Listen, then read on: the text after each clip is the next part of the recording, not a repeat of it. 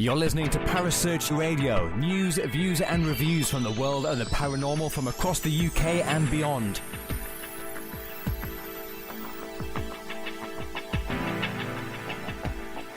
Find us on Facebook, Twitter and the World Wide Web. Parasearch UK Radio.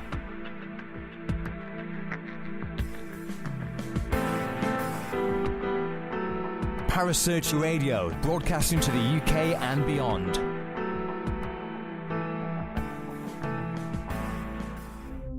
The views and opinions expressed by presenters and guests are their own and do not necessarily reflect the official policy or position of Parasearch Radio or its affiliates and sponsors. Listener discretion is advised. You're listening to the Supernatural Chat Show with your host, Sean Cadman, only on Parasearch Radio.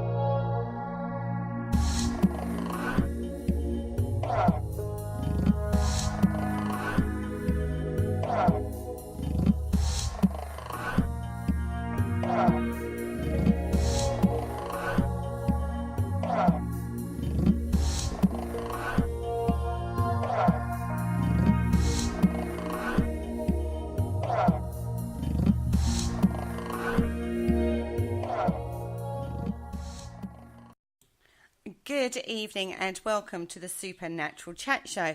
Now, I know what you're all thinking. This stuff definitely doesn't sound like the lovely Sean Cadman. Unfortunately, Sean is poorly tonight, but we're going to go ahead. We've got a fantastic guest in the studio at a fantastic location. So before, I'm going to just get on with it, I think. So let's welcome into the studio Mr. David Cook. Good evening. Hello, Kerry, and get well, Sean. Yeah, definitely. It feels weird doing a show at this time of night on a Wednesday, I have to say.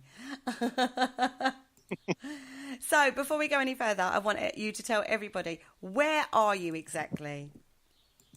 I am coming at you live from Stonehenge. Oh my God, Stonehenge on the solstice. Yep, happy solstice, everyone. I was lucky enough to be invited here by a mutual friend of ours, Mr. William Becker, and got to admit, the first time here, and it's on the solstice, there's hundreds of people here. I bet there is. It's a really peaceful atmosphere at the moment. No one is bickering, there's no negativity, it's all such positive energy here. And as I'm looking at the stones now, I am getting goosebumps. They are just absolutely a sight to see. If you've not seen them yet, do yourself a favour, make arrangements, come and see them. You will not regret it. It is amazing. They are fantastic, aren't they? There is definitely something in that area that you can't put your finger on. There's a definite energy to that area, isn't there? And as soon as you come into the location, you can actually feel it all around you. It's, I don't know, it's like it just sweeps you in. Oh, I totally agree with you. I've been there and I was lucky enough to go inside the stones as well, which on a night like this, they allow people to go inside the stones, don't they? Yeah, and hopefully we can sort of judge where the sun will be, and I'm actually going to be able to see the sun set between the stones. Oh, that would be absolutely awesome. I'm actually very jealous of you, David. I'm very, very jealous that you're there at this moment in time, but it's fantastic that you're on a show doing it with us, so that's fantastic. Thank you. Oh, you're welcome. As far as I know, I don't think any other show has done a live broadcast from Stonehenge on the summer solstice, so this is groundbreaking. Yeah, we're groundbreaking. Groundbreaking, history-making, the Supernatural Chat Show. Now, before we get too far to the sunset, because we want to sort of like see if we can sort of coincide a little bit with it, tell me a little bit about yourself. You are a radio host, a paranormal investigator, as well as a researcher yourself, aren't you? Yeah. I got into it very young, and it was very young as well. I was only about 6 when I had my first experience. And I've got to be honest, through my teens, I tended not to sort of go into that side so much because obviously I was a teenager. I was like a typical teenager trying to portray this sort of cool image, and didn't work, I must admit, but I tried. We all try. Yeah. And then round about me early 20s, I started getting messages from people. And that's when I thought to myself, I can actually help people with this. And then as I've gone on, I thought, well, how is it I am able to do what I can do? And that's when sort of the curiosity side, when doing the research, come into play. And the radio show was a complete accident. I never really sort of intended to do a radio show, and I never even thought about it, to be honest. But I was lucky enough to get in contact with Tina Marie, who has her own station, and she put it forward to me. And we just had a chat. She gave me all the details, and a month later, I started my show, which is the Ghostly Hour. You certainly did. Now, on your Ghostly Hour chat show, it's for an hour, obviously. You have so many different guests on, don't you? And because it's an American station, actually, so it crosses over the pond, as it were. Yeah, it's actually based in Las Vegas, which I'm hoping to go to sometime next year. Don't worry, I won't be gambling as much because I'm basically going to do a live broadcast from the actual studio itself. Wow. But, yeah, because there's so many different areas of the paranormal. I mean, it's not just spirits. You've got things like UFOs, you've got Bigfoot. And so you've got all these different aspects of the paranormal. I like to try and cover as much as possible so that it keeps the interest up and it gets more information out there as it arises. Yeah, I totally agree with you. It's such a huge area. It doesn't just cover like ghost hunting or investigating. There are so many different areas of it that you can cover. What's your favourite? Oh, I don't know, because to be honest, since learning about other areas, I'm sort of developing a big interest in them as well. Yeah, I know you do. It's horrible, isn't it? I suppose you say the most I know most about is obviously the spiritual side because of my connection to the spirit world. Yeah. But like I say, as more information comes up about all these different sightings of like these mythical creatures and things like that, you tend to think it can't all be faked. There's got to be something more to this.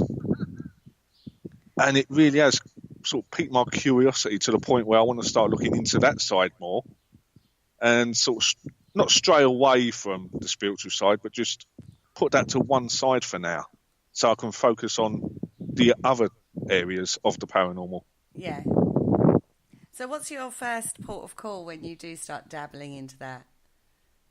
My first port of call is I try not to sort of, with the TV programs, try not to take too much in of what they say because unfortunately they are controlled with what they can broadcast.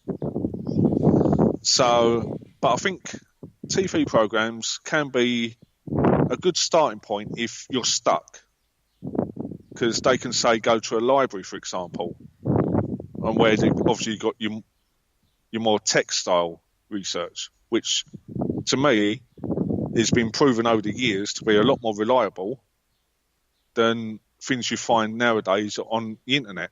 You do have to do a lot of digging on the internet to make sure that your facts are verifiable, isn't that right? Well, it's not only that. With the internet, you've got so many sites all say different things, and it can be very confusing to someone who's just trying to research something as simple as sightings of Bigfoot within a certain area. Yeah. So I'd say go to a library, perhaps get locations, and if you get the chance, go to the location yourself and do your own sort of investigation and then try and come up with your own conclusion that way rather than just relying on other people's research and what other people are saying on the internet, and you'll find that your knowledge will expand, your range will expand, and as a person, you will grow more than what you would just browsing the internet. Totally agree. I totally agree with that, actually. But I do find the internet is a hugely useful tool and shouldn't be discounted, because there are a lot of books now that are actually online that you can access. Oh, no, I'm not saying, obviously, rule that out altogether, but I'm just saying if you're just starting, you won't know where to look. That's true. You're going to go to the first site that comes up. It tends to be Wikipedia, let's be fair. Yeah. And let's face it, now it's Wikipedia. Well, I mean, when I was talking to Rob Lee about that, he was saying that there is actually a group of people that go through the sites on Wikipedia and actually make sure that the facts, what's put up there is verifiable. So it's not as bad as it used to be. It's still not it's a good starting point, I would say, but you have to go and do further research from what's said on there. Well, it's one thing I like about Wikipedia as well, is it gives references. Yeah, exactly. So you can look up them references as well. Whereas some sites don't give no references, they just give it as their information, their research. Yeah, I agree. I know what you're saying. So we have a question for you. Oh. We have a question. So if you could interview anyone at all in the paranormal world, who would be your number one choice? Bearing in mind you've interviewed a lot of people here. Yeah. I don't know, I suppose if they're dead, then I've got to admit, I would like to interview Einstein. Wow. Because his theory on why ghosts exist is fantastic. And I'd like him to go more in depth with that. Living, I don't know, because there's so many people I would like to talk to. This may be a surprise, but I think one of the people I'd like to talk to living at the moment is Derek Okora. Okay, why is that? He's had such a, shall we say, jagged career, with people calling him a fraud with what he's done, and people saying how great he is. I would just like to talk to him to get his side on things. I'd like to talk to him for him to defend himself and perhaps give his opinion on things. Do you think that at the time, well, I suppose I'm asking you, but it's him we should really ask, he got carried away with the fame of it all, because he was a renowned medium and still is to this day. It was only for a short while when he came off the back of Most Haunted. Do you think they discredited him? I think so. I think he had I know he had a disagreement with some of the producers and that on set. And after that, they sort of was mocking him. Because I know Dr. Kieran O'Keefe done an experiment. He done an anagram of Derek is fake, made it into a name, told someone in the production team, who then told Derek. And Derek happened to mention it during the show. Now I'm thinking, is that pressure from the TV company? Or was he actually set up deliberately so that it give them a reason to get rid of him? It would be an interesting one to ask, wouldn't it? Yeah. So I'd like for him to come on and actually give his side as to what actually happened, because I don't think his side has actually been heard yet. Do you think that's because he may be tied in by contract? Still?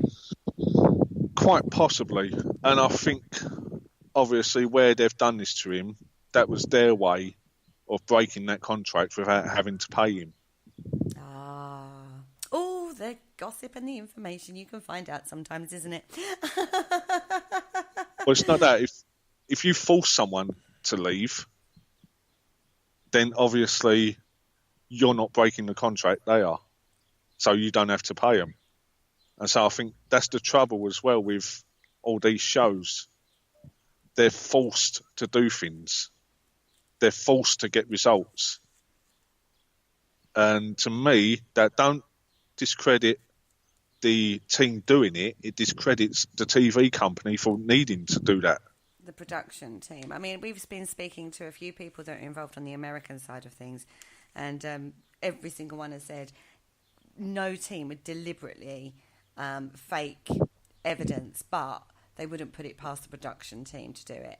And if they get something like that, you'll never hear the team say, this is paranormal activity. They'll just say, we cannot explain it.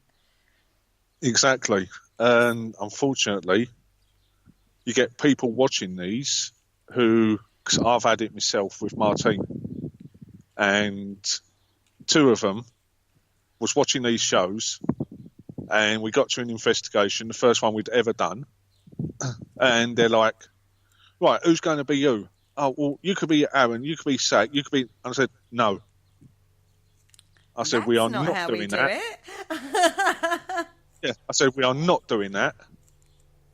I said, we are not provoking.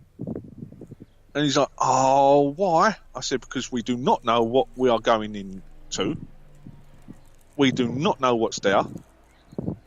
So the last thing we want to do is go in, start causing trouble, not just for us, but for everyone else that's there with us. I said, we are not a TV show. And he was a bit disappointed, but I thought, no, I'm going to knock this on the head straight away. There's no way I'm going to have us sort of doing what these shows are doing.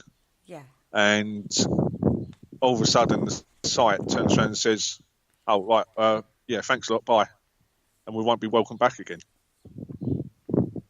So what is your team for a start? My team is Essex Ghost Investigations. Mm-hmm. It's basically made up of friends. I've got a couple of people over in America who's part of my team. As it goes, I've got two in St. Louis, and I've got one in Texas who's also a member. Mm-hmm. And basically, as far as you're open-minded, as long as you respect other people's opinions, whether you agree with them or not, and as long as you respect the property and the spirits that are there, then anyone is welcome to join the team. So do you have any specific locations that you do on a regular basis? No, I'll just go around to anywhere that either needs to be investigated by getting in touch with us, or I just sort of scour and think, oh, now there's a nice place that we haven't been to yet, and I'll book it up for the team and we'll just go off and investigate. What's the most interesting piece of activity that you've encountered so far? Oh, where do you want me to start? There's, I'd say about 3 or 4 that actually stand out. But I think the one that stands out the most was when I got beat up in room 8 at Coalhouse Fort in Tilbury. I've been there. I liked that location. Have you been to room 8? Yeah, I went to all of them. I loved it. I loved that location. I wish it was still back on the circuit, to be fair. I'm hoping that they'll relaunch it back onto the paranormal investigation market again, because they've withdrawn it for a while. Yeah, sorry about that. That was, I think, partly to do with me. What did you do? Well, I think it was about a month before we were due to go there. I got a message through. It was from the spirits at Coalhouse asking for investigations to be stopped for a while because they was getting really tired, they was getting really agitated, and they just wanted to be left alone for a while. Oh, okay. Where it was happening so much, they said that if it don't stop, then someone is going to end up getting hurt. So when I was there at the end, I spoke to the person in charge, told them what the spirits told me, and it turns out she turned around and said that the council already decided that they wasn't going to do any more sort of after that one anyway. So I do apologise to everyone. Hopefully they will be back soon. Hopefully they will. You need to have a word with them and see if they're ready for people to go back in.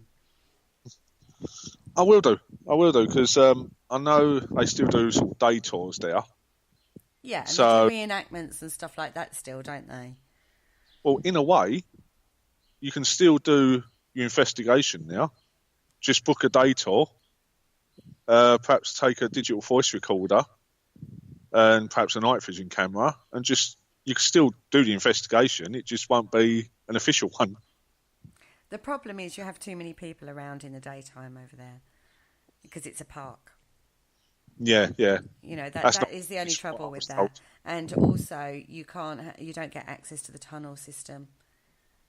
You only get access to the courtyard and the rooms that are sort of in good order. That is unfortunate, but to be honest, when you do go there, as you know, the atmosphere there is like it is here at Stonehenge. Oh yeah, it's just like a time warp. It's like you just go back in time. Mm-hmm. And I'm sure even if sort of like people were just starting out, for example, went there and actually tried to feel what was going on there, I'm sure they would have fantastic experiences, and hopefully they will keep going back and perhaps one day do an investigation there. Well, hopefully they'll reopen the fort at some point and allow investigation teams back in there. Because, I thought it was an amazing location. Oh, it's phenomenal. It really is. How it stood for so long and all the history behind it. Not just the fort itself, but the actual site of where it stands. So it is just absolutely amazing. It is a phenomenal location. So, was you physically hurt when you went to Room 8? It actually felt like it, yeah. It got to the point where it lasted, I suppose, about 5 minutes. And I tried to stand up, but I've got to be honest, my back was hurting that much, I couldn't straighten up. I had to sit back down. And then when I did eventually manage to get the strength to walk out, I was actually walking sort of bent over because I just couldn't straighten my back where it was hurting so much. Oh dear. Now it gets better. Carry on then. Got outside and my back started to get better. So I'm thinking, brilliant, at last. And then all of a sudden I had this sort of pounding in the top of my head, as if someone had just got a brick and just whacked me over the head with it. Mm-hmm. I'm like, what the hell is going on here? Why am I going through all this? And then we got back to base camp, and it turns out it's a love triangle story. The man who was in room 8 was in love with one of the women who worked at the fort. The soldier that was based there, he was also in love with the same woman. So he used to go into room 8, basically pummel this man, and then the man ended up in hospital, which is just across the courtyard. And when the soldier found out this man was getting better, the soldier went into the hospital, threw him out of the window, and he landed head first on the floor underneath. And so this spirit was basically guiding me through everything that he went through. Gosh. So do you think that people underestimate the danger that can sometimes occur on an investigation? Oh, easy. It's probably the most common mistake that teams make. And I don't just mean beginners, I actually mean experienced teams as well. It's the most common thing because we don't know what we're going into when we go somewhere for the first time. We have no idea what's going to happen. And there are a few teams out there who do tend to go in gun-ho, so to speak. Yeah. And usually find they're the ones that have all this trouble. So to anyone, I say, once you go in there, first of all, get a feel for the location before you set up any equipment. That way, once you get the feel for it, you'll have a good idea how the night might end up going, as opposed to just going in, set up your equipment. Right, coming in, we're here, show us. Because that's going to upset them. If you upset them, that's when you've got more chance of getting hurt.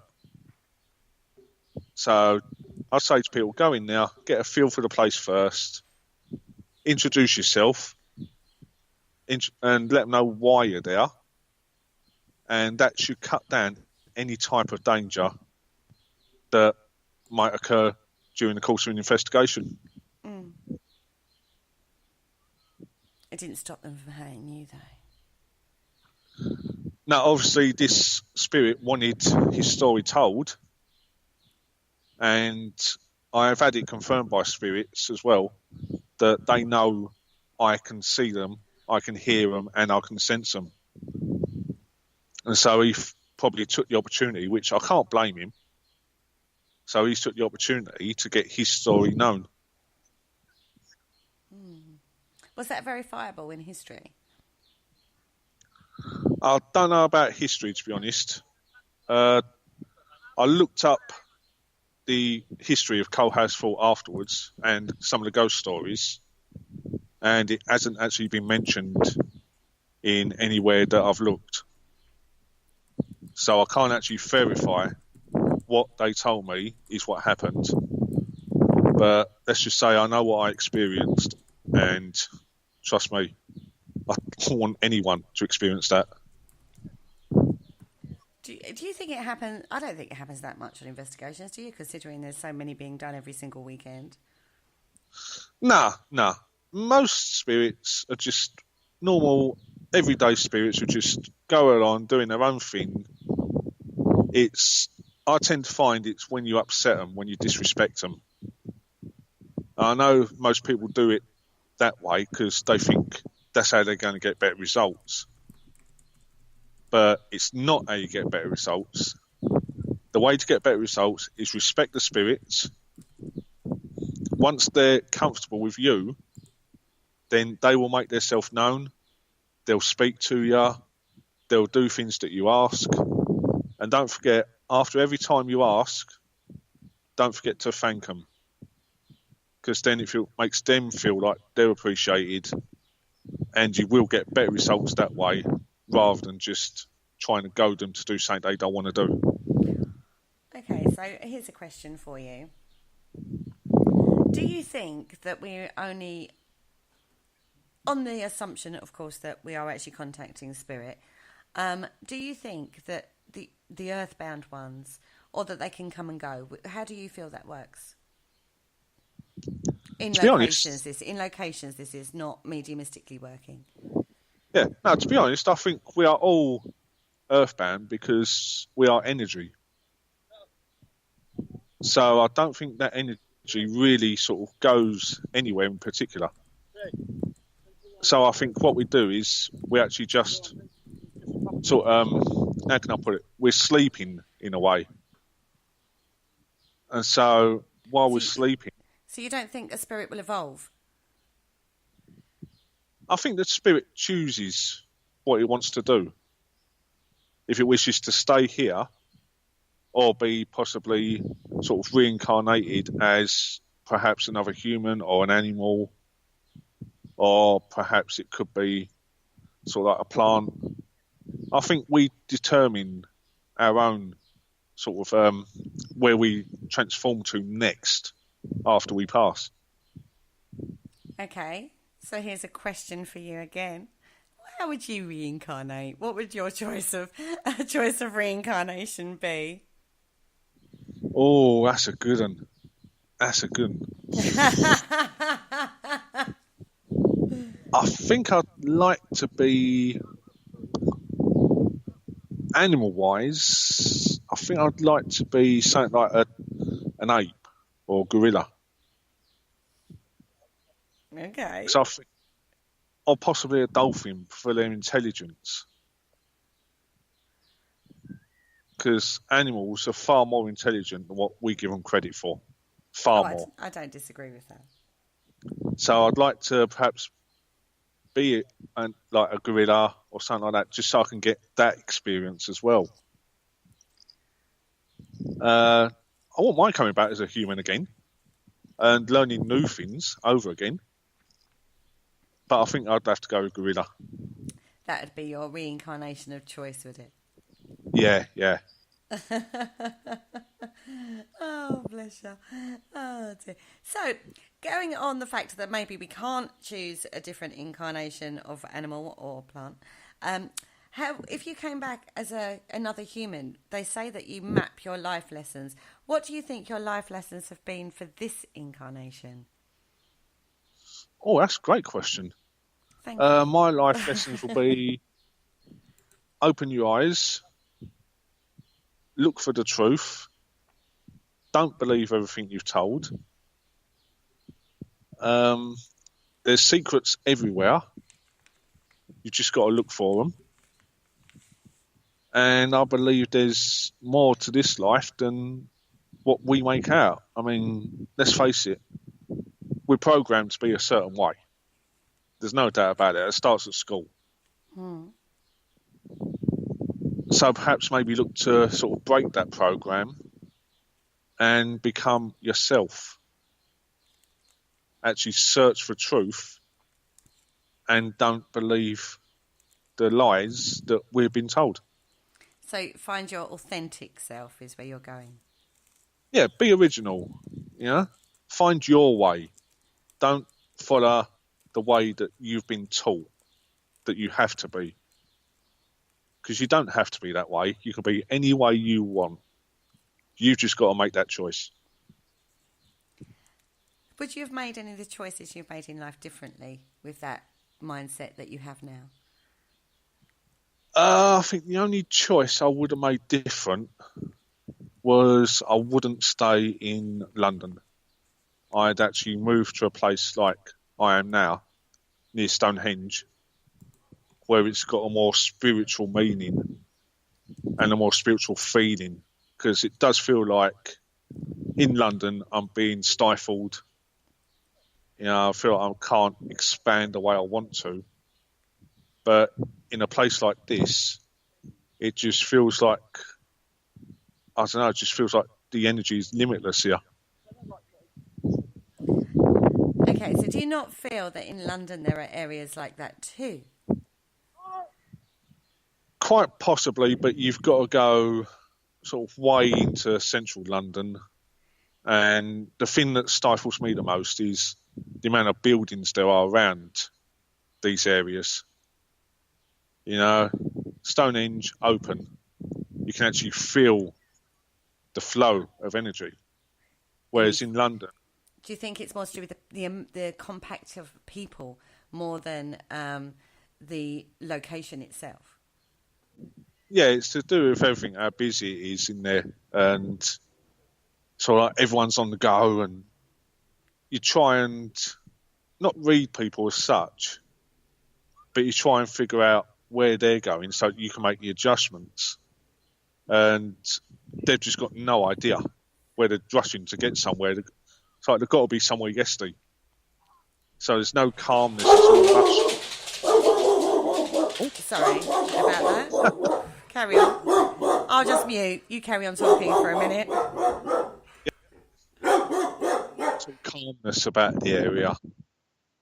It's just too much hassle. It's too much of, I've got to get this done now. And to me, that just clouds our mind, clouds our thoughts. And by doing that, we're not allowing any type of energy to flow around us. It's like we're blocking it out by getting stressed. So I honestly think you need to go to spiritual places in order to feel the energy and feel the difference between sort of pure energy as opposed to the energy you find in sort of towns and cities. Yeah. I think for me, when I go to a big city or something like that, I find that overwhelming, the emotional impact, more than the landscape. I find the emotional impact from so many people, so much of that is what clouds it, and rather than the landscape, in all honesty. Because when you hit sites like, and I'm going to bring the Tower of London into this, and there is a link here for you. I find when you hit sites like that, if you go at a really quiet time or you get a corner where it's really quiet, you can distill that down to the location energy and tune in that way. Sorry, I've just got goosebumps because the sun's setting and the stones look absolutely phenomenal, and the sunset itself looks absolutely amazing. I'm sorry to rub it in, but I just had to let you know. Oh, no, you keep rubbing it in. We want to know a little bit more about... Okay, so can you describe what's going on there for us? Because you are there live, and we've talked a little bit, but I want to hear a little bit more about what's going on at Stonehenge now. So tell me a little bit what's going on around you. Explain the scene.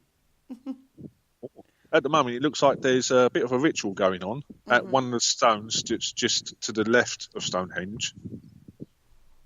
And it looks like that's drawing quite a crowd. Okay. We've got people sitting around, sort of singing, playing bongos. We've got people actually inside the stones as well, taking photographs and just taking in the whole experience. It's absolutely fantastic here. So it's going to be a shame. Is it all very hippie-chicky? We'll see a couple of fans that goes on the way in that had the flower power and all that around it. So I thought, no, that's really good to see, because obviously it hasn't died out like people think it has. Oh, God, so that's really nice to see. But it's really nice to see people that are still willing to do that in this day and age. Yeah. Honestly, it's a gorgeous yellow sun here at the moment. So, and the way it's shining on Stonehenge, it's just illuminating it so well.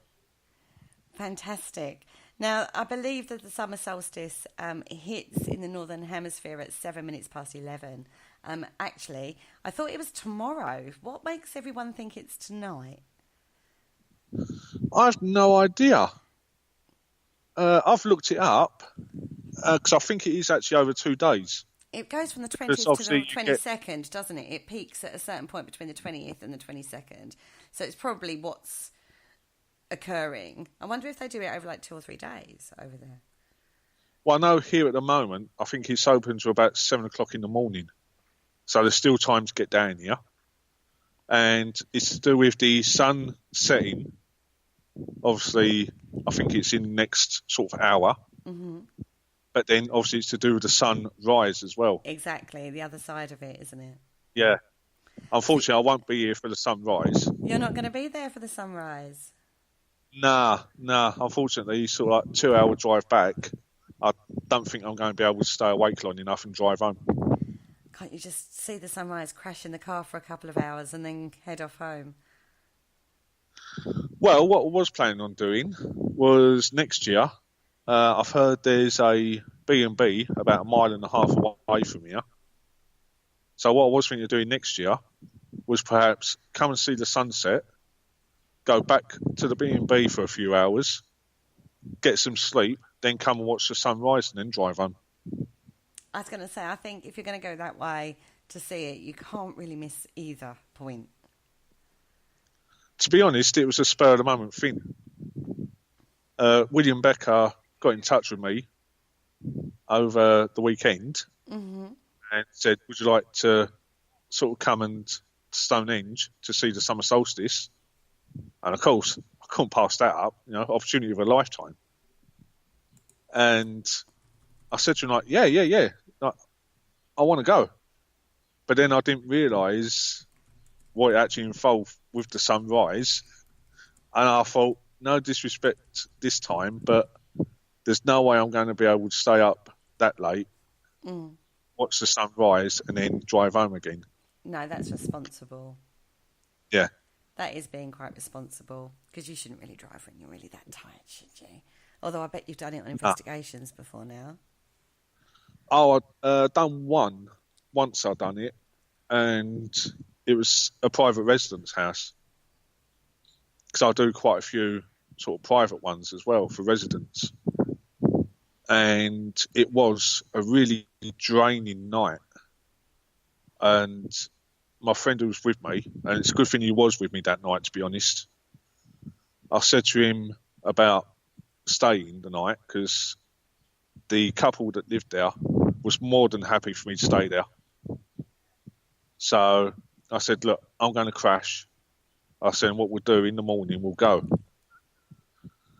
Unfortunately, he said, I can't stay here tonight because I've got wrestling tomorrow and I won't be able to sleep because I can't sleep in strange places. Needless to say, I was upset, and it was snowing as well. So I thought to myself, right, well, for this time then, what I'll do is I'll take a very slow drive home. Luckily, it was only 15 minutes away. But I thought I'll take a very slow drive home. Mm-hmm. And then next time, if anything like this happens, he can either get the bus home or he can just not come at all. Because it does take a lot out of me when I do investigations, especially if I get a strong connection. Yeah.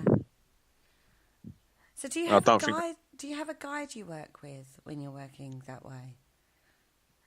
I've actually been to see a medium, and she told me that my guide was actually a Native American chief. And he is the one who keeps me sort of upbeat whenever I feel down.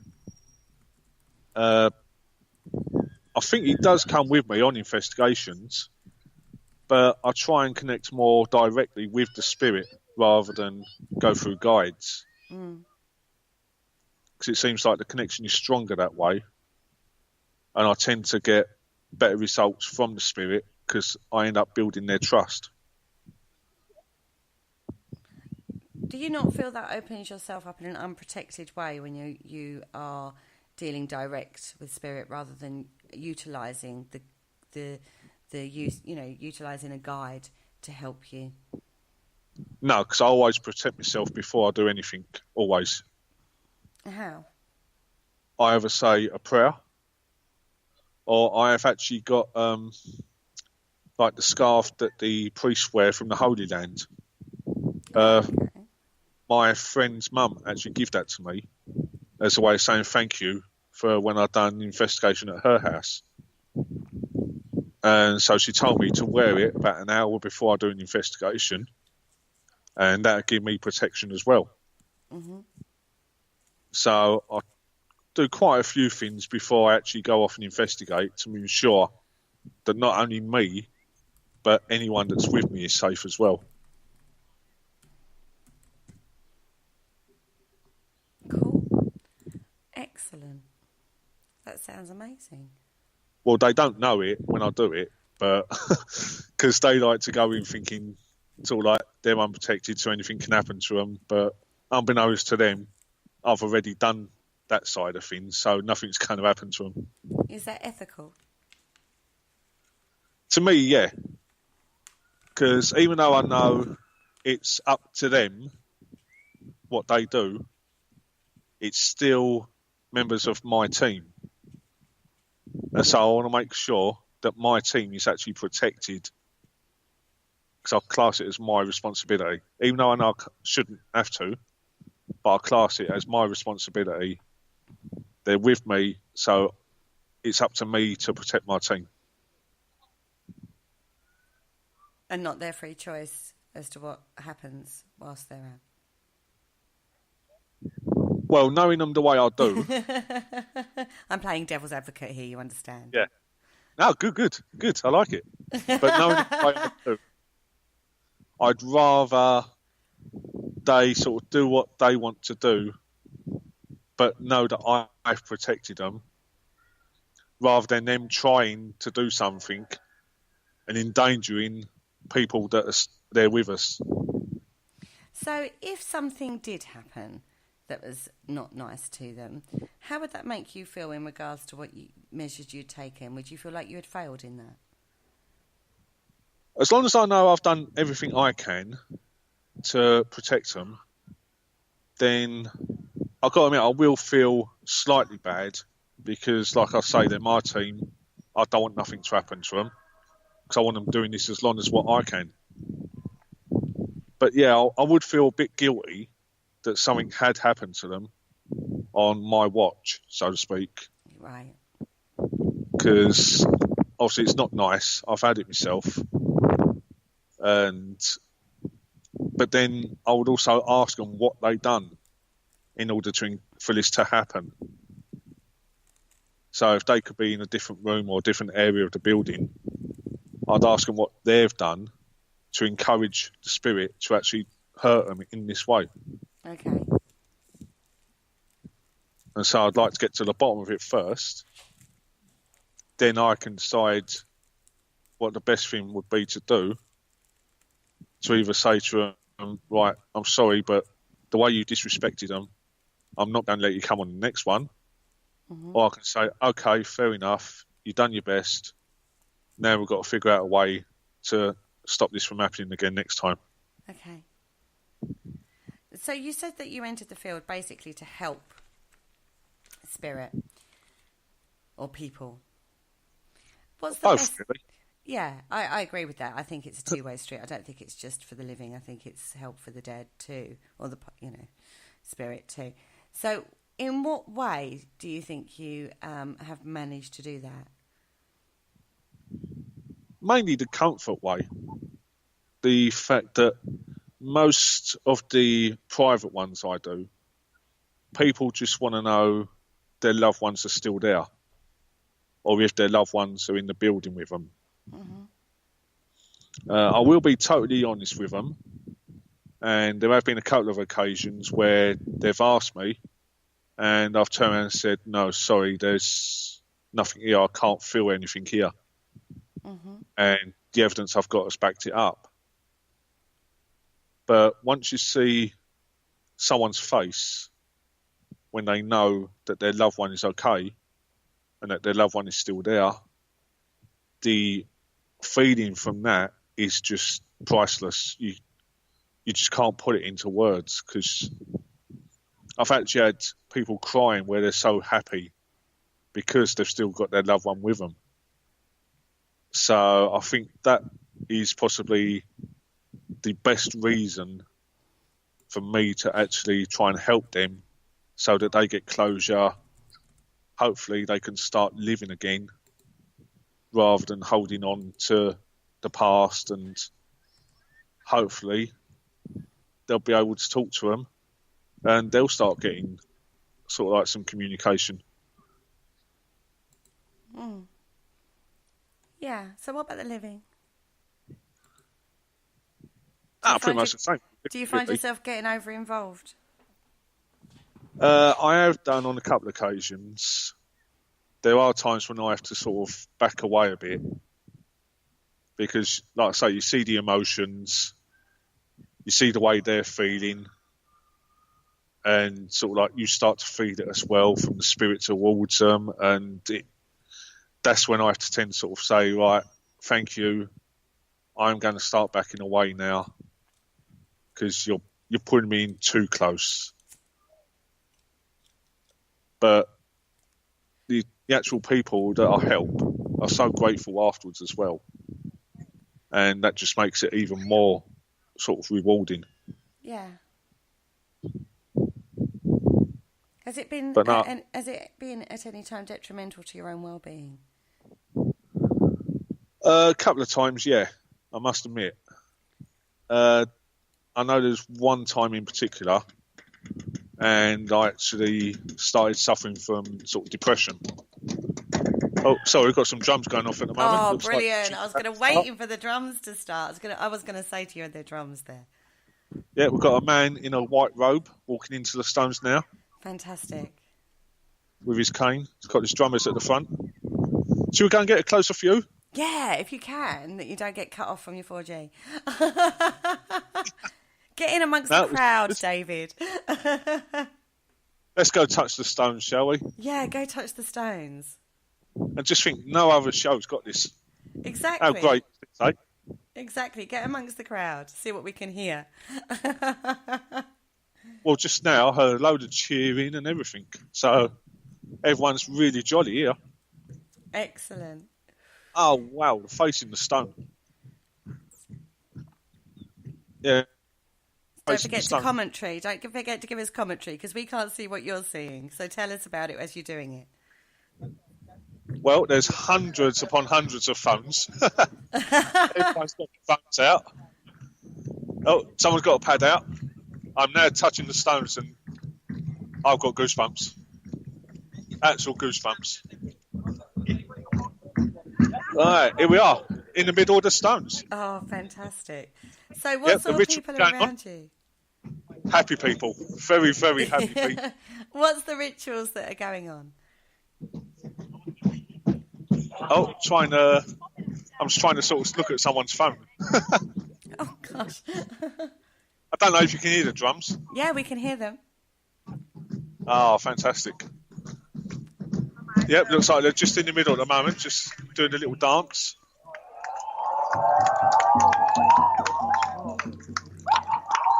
Oh, wow. The energy from here, honestly, you've got to come here.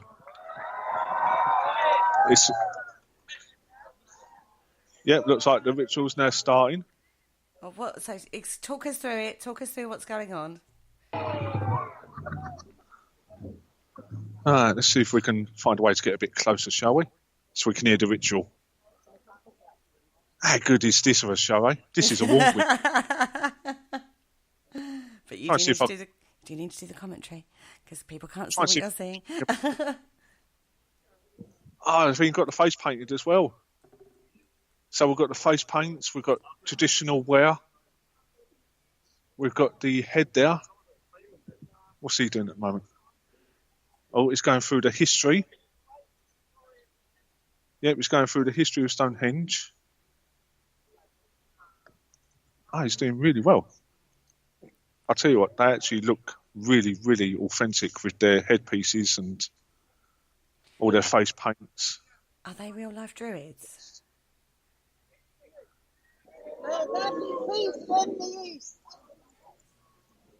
Yep, they are.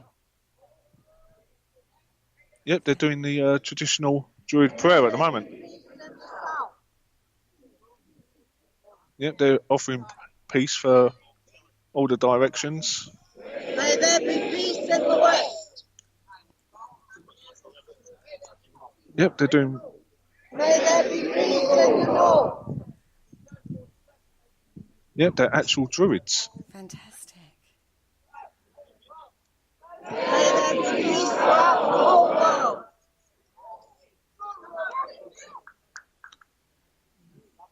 No, that was lovely. What they're doing now. Well, it's so nice to hear sort of like a prayer that involves everyone. Yeah, everyone was involved in that, weren't they? Yeah. Yeah, and that's fantastic. Right, let's see if we can try. Oh, wow, that sun looks absolutely astounding. And it's going to be coming through the stones very soon. Oh, my gosh, this is so cool. It's cool being here as well. Sorry, the authenticity. Everybody. I was going to say, sorry, everybody, but I'm sort of caught up in Stonehenge at this moment in time. So carry on, David. Keep talking. As well. But the way they're wishing people peace, it's like everywhere. It's so good to hear this time of day. Sorry. I'm doing a radio show at the moment. No, carry on. You're there. We're not. Carry on. We want to hear what's going on. Right, right, let's see if we can scoot around somewhere. Right, while you're doing that, while you're having a quick scoot, I just want to remind everybody that following this show at 9 p.m, Penny is going live with her Haunted History show. She's got Elijah Buckholst from Apex Paranormal, Buchholz, sorry. Oh, sorry, I didn't pronounce that right at all. But Elijah is on from Apex Paranormal. They're talking all about the Beatty Mansion, so that's going live directly after this show. Okay, so don't forget to refresh your page once we cut the feed on this one. So, David, back to you. What's going on now? Right, they're now chanting at the moment. Chanting, raising the stick towards the gods. Asking for peace. Oh, man, this is absolutely phenomenal. This really is. Say what you see, honey. Say what you see. Heads. So you're amongst the crowd right at the moment, yeah? I'm amongst the crowd right now inside Stonehenge itself, and Is it packed, or can you move around quite easily? No, it's quite packed, to be honest. But the chanting is authentic Druid chants. It seems like they're calling forward the spirits from the area. So, is the energy rising? Can you feel the energy rising? let's just say I've got goosebumps from head to toe. I really have got goosebumps head to toe. The energy is just... I can't put it into words. I really can't put it into words. It feels like everyone is here for the right reasons. They're now chanting again, saying another authentic Druid prayer.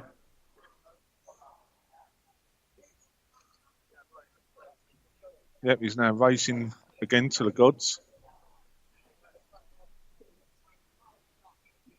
It sounds like he's trying to call the spirits forward. Are they like burning incense or anything like that? No, they're just saying a prayer. I'm waiting for the drums to start again, to be honest. Yeah, Awesome. There is definitely something about a drum, isn't there, that gets the pulse racing. I think it's to do with the frequency of a drum. Yeah. And oh wow, Don't crash on me now, David. because I want to see what's in between these stones here. Your feed is starting to break up a little. Oh no! Can't do it now. You've got 3 minutes to the end of the show, honey. What? Oh wow. Oh, the sun between the stones is so beautiful. Are people getting emotional? Some are, yeah. Especially sort of towards the middle, we're watching the Druids actually perform their actual prayer. You can, like, honestly, the feeling here is so positive. It's such a happy atmosphere. There's no negativity at all amongst anyone here. It's just like everyone is here for the right reasons. I mean, how often can you say that nowadays? Well, this is very, very true. However, we talked about this before.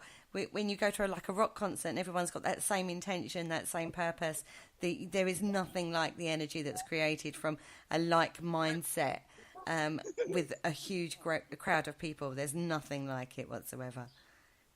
Tell them to start drumming. I'm finding it hard to put this into words, to be honest. Come on, Mr. Radio Host.